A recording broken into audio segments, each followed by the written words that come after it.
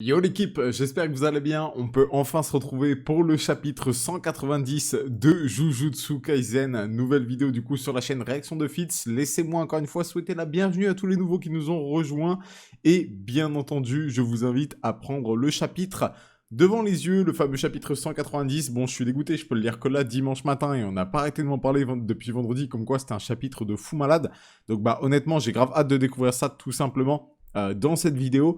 Je rappelle, le chapitre 189 se terminait par un combat qui commence un petit peu, on va pas se mentir, à s'éterniser entre Akari et Hajime, mais un combat dont on ne sait pas qui va réussir à prendre le dessus au final, parce que les deux se rendent coup pour coup.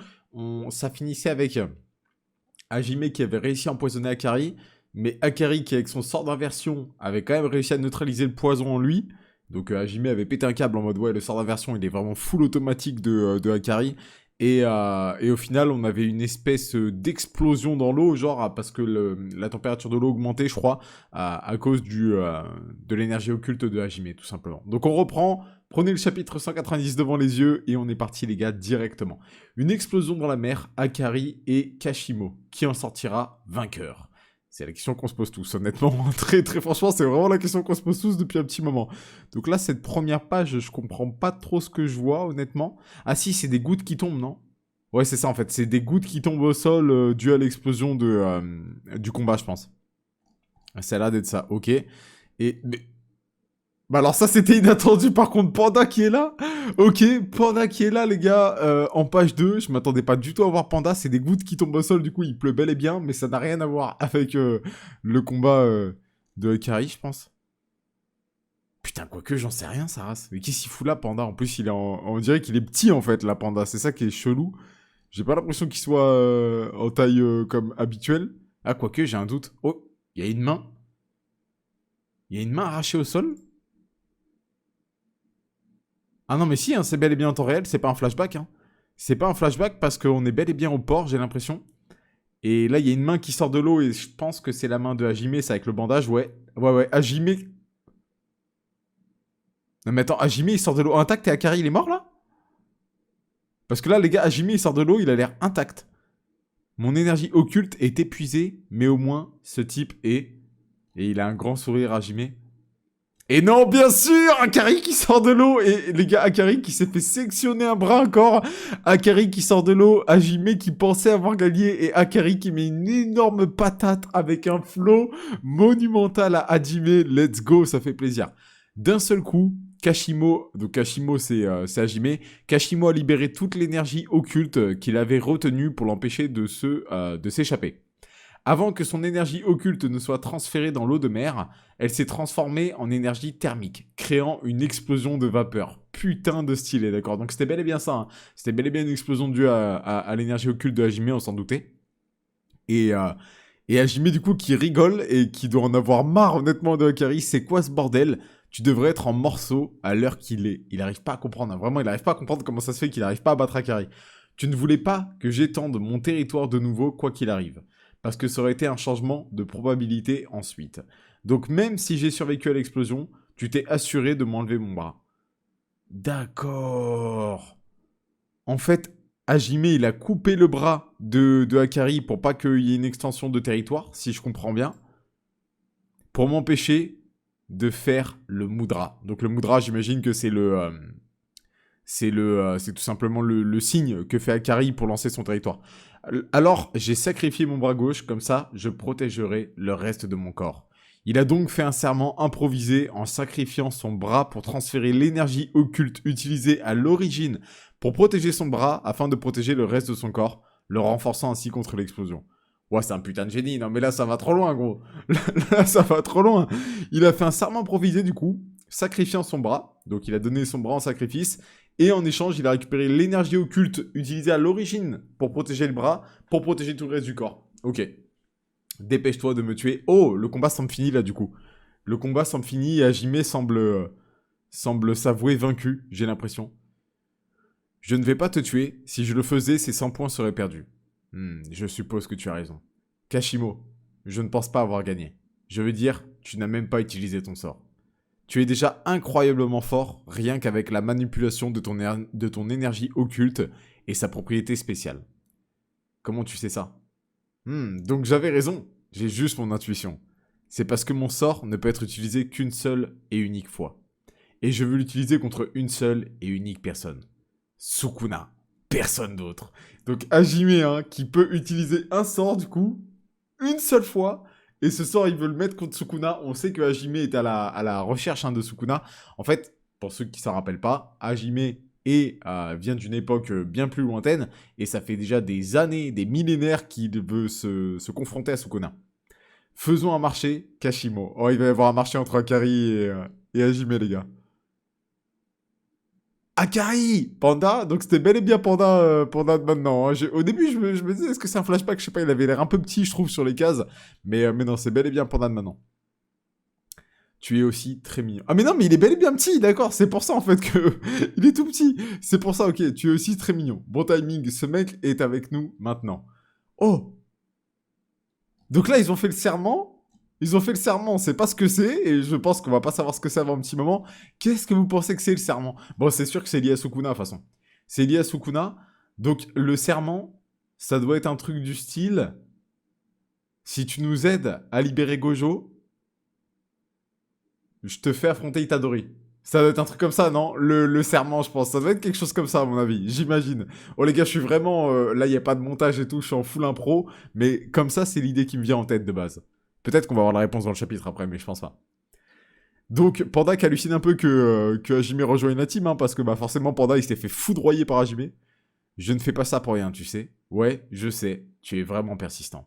Et Panda, du coup, qui comprend pas et qui demande pourquoi Hajime a rejoint l'équipe. Laissons-le se battre contre Sukuna, c'est ce qu'il veut de toute façon. Donc Akari qui explique le plan à Panda. Ce n'est pas un problème, n'est-ce pas? Bien sûr que c'est un problème. Un élève doit obéir aux ordres de son maître. Non. Donc Panda va devoir obéir. Je dois aller quelque part, vous deux attendez ici. Pas question, j'ai trop peur, ne me laisse pas seul avec lui. Forcément, Panda il est en PLS. Sukuna est un élève et donc il commence à comprendre là. Bon, en fait, c'est ça, c'est sûr que c'est ça. Akari, il va aller chercher Itadori et je pense que le serment, c'est que Hajime il doit les aider à libérer Gojo. Je le vois comme ça, le truc, honnêtement. Ou alors peut-être que juste il devait donner ses points. Éventuellement, c'est possible aussi. Un joueur a ajouté une règle à la traque mentale. Règle 10. Les joueurs peuvent donner le nombre de points qu'ils souhaitent à un autre joueur. Pourquoi es-tu revenu? Ou alors c'est ça, du coup, peut-être le serment? Peut-être juste le marché, entre guillemets, c'est le fait que Hajime, avec ses 100 points, il a rajouté une règle? Peut-être aussi, c'est possible. C'est possible. Pourquoi es-tu revenu? Qu'est-ce qui est arrivé à ton bras? Ne t'inquiète pas pour ça, il sera réparé plus tard. C'est Charles qui est là. Ah ouais, c'est Charles. C'est Charles le mangaka, ok. C'est vraiment réparable. Bref, pourquoi es-tu revenu? J'ai oublié de te demander quelque chose. Donc Akari retourne voir Charles, contre qui il avait eu un combat avant d'aller partir à la rescousse de Panda. Si tu es ici pour la philosophie de vie, ce n'est pas la peine. J'apprends tout ce qui est important dans les mangas. Mais ça ne fait pas du bien de se déchaîner parfois? C'est pas nécessaire de parler de tout pour obtenir la bonne réponse. La façon dont tu tues et la façon dont tu vis. J'imagine que c'est comme ça. Putain, elle est stylée cette phrase. La façon dont tu tues et la façon dont tu vis. J'aime beaucoup. J'aime beaucoup. Comment il s'appelle? Qu'est-ce que tu veux dire, ton manga? Dis-moi le nom, je l'achèterai et j'y jeterai un coup d'œil. Je comprends pas pourquoi Akari est reparti voir Charles pour l'instant. Je crois que tu as mal compris. Je suis un novice qui n'a même pas encore fait ses débuts. Je n'ai jamais publié de tome. Oh, la tête d'Akari. Tu as gagné des récompenses? Non plus. Connerie. Donc en vrai c'est un putain d'escroc le Charles là. C'est un putain d'escroc. Donc Akari qui tabasse Charles, on a une petite... Ça fait du bien honnêtement d'avoir la fin du combat. Je sais pas ce que vous en pensez. D'avoir la fin du combat Akari-Hajime. Donc là, Akari a gagné contre Hajime, mais Hajime n'a pas utilisé son sort ultime. Et en même temps, du coup, ça y est, on passe à autre chose. Tu vois, on avance dans l'histoire, ça fait du bien. C'était vraiment un combat de ouf quand même. Et donc là, on a un petit peu d'humour, ça fait du bien aussi. Qu'est-ce que tu fais? Pourquoi un débutant s'inquiète-t-il comme ça? Va dessiner. Le temps de s'entretuer est terminé. Imagine juste que tu as déjà été tué et va dessiner. Mais ça, c'est plus facile à dire qu'à faire. Donc c'est stylé parce qu'on a Akari qui semble pousser Charles à avancer dans son délire, en fait, dans son rêve. Et là, on a... Putain, comment elle s'appelle, elle, déjà? Enfin, je crois que c'est une meuf, hein. Qui fait son intervention. Akari... Donc il est interpellé, c'est Nishimiya. Voilà, Nishimiya qui intervient. Désolé, je vais faire vite. As-tu déjà obtenu 100 points? Oh, j'ai le vrai truc. Attends, quoi? Qui parle, là? Donc c'est que Nishimiya qui parle depuis tout à l'heure. qui demande à Akari si elle a obtenu des points. Ok, oh là là, c'est le bordel. Là, honnêtement, si vous n'avez pas le scan devant les yeux, laisse tomber, c'est impossible, tu vas rien comprendre. Donc, permettre aux joueurs de transférer des points, c'est bon, c'est fait. Pour empêcher la suppression du sort, mort. Ouais, pas compris. J'ai pas compris. Mais en tout cas, ça y est, on peut permettre aux joueurs de transférer des points. Permettre aux joueurs, donc petit 2, permettre aux joueurs de se retirer de la traque meurtrière en utilisant leurs 100 points pour laisser un remplaçant prendre leur place. Donc ça, le but, c'est de sauver notamment la sœur de Megumi, si je dis pas de bêtises, je crois que c'est un peu ce délire-là, pour sauver les victimes de la traque meurtrière. Ok, ça oui, ok, on est bon. Ah oui, d'accord, permettre aux joueurs de transférer leurs points, en fait, c'est pour éviter la suppression du sort... Quand il dit suppression du sort, il parle de leur pouvoir, en fait, et que donc que les exorcistes meurent. Ok, oui, ça y est, j'ai capté. Donc petit 2, c'est ce qui est en cours, je pense. Après, on a le petit 3, désactiver le brouillage de signaux électriques dans les colonies, pour comprendre la situation de chaque colonie avant d'ajouter la règle 4. Et petit 4, permettre la libre entrée et sortie des colonies pour sauver les victimes de la traque meurtrière. Les 4 règles que nous nous apprêtons à ajouter sont... Donc ça, c'est l'explication que je vais vous donner. On peut regarder le petit 3, celle qui établit les communications entre les colonies. 1. Ce n'est pas nécessaire pour la 4. Il n'y avait même pas un gars vraiment dangereux ici à Tokyo, numéro 2. Attends, j'ai pas compris là. Ah oui, c'est pas on peut regarder, c'est on peut retarder, excusez-moi. On peut retarder la 3. Donc en fait, on a Nashimiya qui dit à Ikari que c'est pas nécessaire de mettre la 3 en place tout de suite. Et Ikari, il comprend pas. Parce qu'en fait, la règle 3, c'est celle qui permet de désactiver le brouillage de signaux électriques dans les colonies. Donc, ça permet d'avoir plus d'informations sur ce qui se passe dans toutes les colonies. Et il comprend pas parce qu'il dit qu'il y avait un gars notamment hyper dangereux ici. Et que donc, c'est important, je pense, de savoir ce qui se passe dans les colonies. Maki peut entrer et sortir des barrières à volonté. Et avec l'aide du jeune frère de Mei, nous pouvons résoudre le problème de la 3. Attends, quoi? On va avoir le retour de Maki, là? On va voir le retour de Maki, là, j'imagine. Attends, comment cette Zénine peut passer à travers les barrières? C'est parce qu'elle est devenue... Devenue quoi? Oh putain, la page d'après. Oh, la page d'après, qu'est-ce qui va se passer? Oh là là là là, c'était sûr! C'était sûr! Dinguerie! Et mais Maki, je jure que c'est l'un des meilleurs persos féminins parmi tous les shonen que j'ai lus, moi. C'est un truc de fou. Alors, j'en ai pas lu 100 000, mais Maki, c'est un des meilleurs persos féminins parmi tous les shonen que j'ai lus. Maki est devenu un monstre. Et cette planche de Maki, qui est en train de découper du fléau, hein, littéralement incroyable. 14 novembre, 15h05, colonie de Sakurajima. Maki qui doit être en train tout simplement de défoncer tout le monde dans la colonie dans laquelle elle est. Je pense qu'elle est devenue genre incroyablement trop forte, Maki, en fait. Je pense qu'elle est devenue trop forte. Ah bah tiens, on va en parler justement de Maki.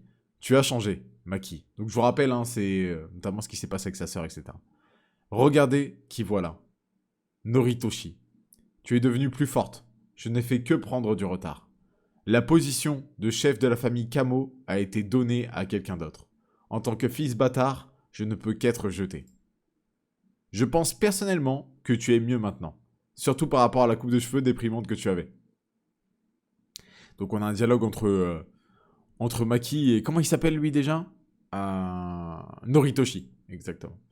Pour l'instant, on s'est occupé de la plupart des exorcistes dangereux et des fléaux. Après avoir quitté la colonie et rencontré... Oui, il est préférable de se dépêcher de passer à la colonie suivante. Ce type a déjà été impliqué dans mes affaires personnelles, tu es sûr que ça va aller. Ses 2 frères et sœurs sont connus pour leurs intrigues, après tout.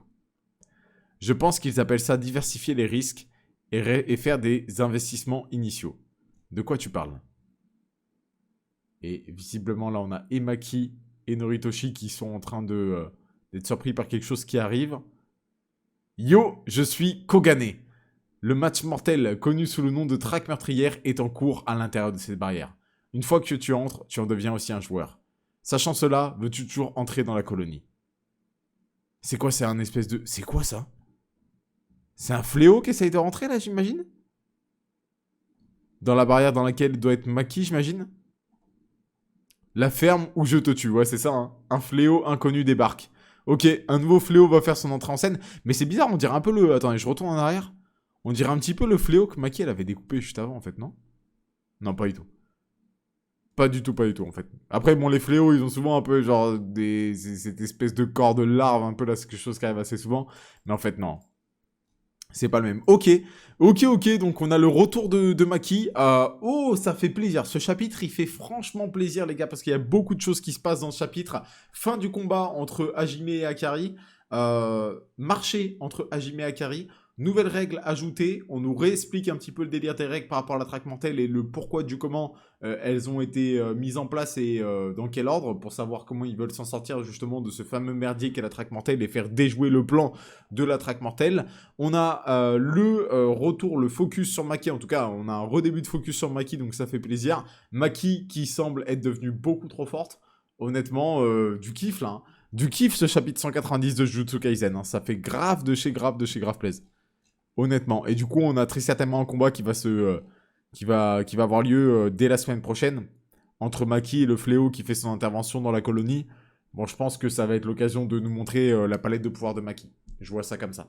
Je vois ça comme ça. Bon, dites-moi ce que vous avez pensé du chapitre, vous, dans l'espace commentaire. J'attends ça avec impatience. Et vivement la semaine prochaine pour la suite de nos aventures sur Jujutsu Kaisen. Portez-vous bien, les gars. Bye tout le monde. Ciao. Hos. Bye.